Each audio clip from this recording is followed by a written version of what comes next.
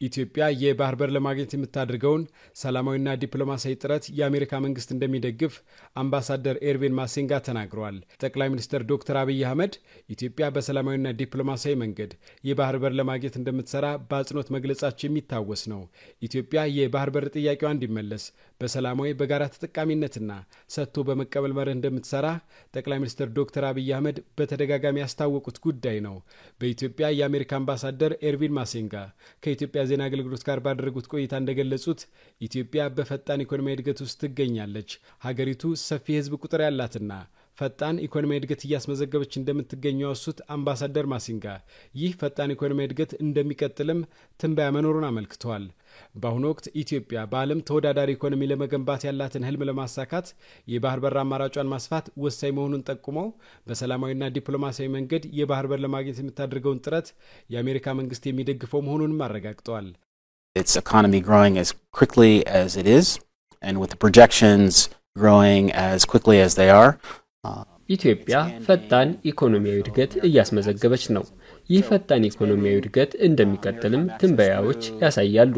በመሆኑም ይህን እድገት የሚያግዝ የባህር በር ማግኘት ወሳኝ ነው። ስለዚህ ኢትዮጵያ ሰላማዊና ዲፕሎማሲያዊ መንገዶችን ተጠቅማ የባህር በር አማራጮችን ለማስፋት የምታደርገውን ጥረት የአሜሪካ መንግስትና የኔ ኤምባሲ የምንደግፈው ጉዳይ ነው። ይህን ሁኔታ እንረዳለን። Diplomatic context is something very important and something that the United States government and my embassy intends to support going forward. We understand this issue. አምባሳደር ማሲንጋ እንዳብራሩት በአፍሪካ ቀንድ አካባቢ ሰላምና ጸጥታን ለማረጋገጥ አሜሪካ ከወሳኝ አጋሯ ከኢትዮጵያ ጋር በጋራ ትሰራለች።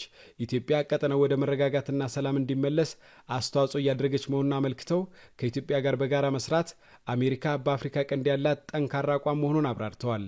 ኢትዮጵያ በቀጠናው ግዙፍ ብቻ ሳትሆን አቅምና ተጽዕኖ ያላት ሀገር ነች ያሉት አምባሳደር ማሲንጋ በቀጠናው መረጋጋትና ሰላምን ለማስፈን ሀገራቱ በጋራ እንደሚሰሩም ገልጸዋል።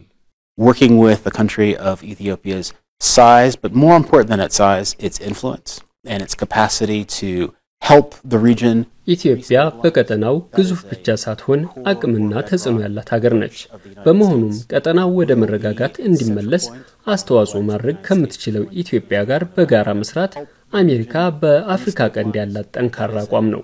ይህም የቀጠናው ሀገራትና ህዝቦች እድሎችን በመጠቀም የሚፈልጉትን መረጋጋትና ብልጽግና እንዲያገኙ ያግዛቸዋል።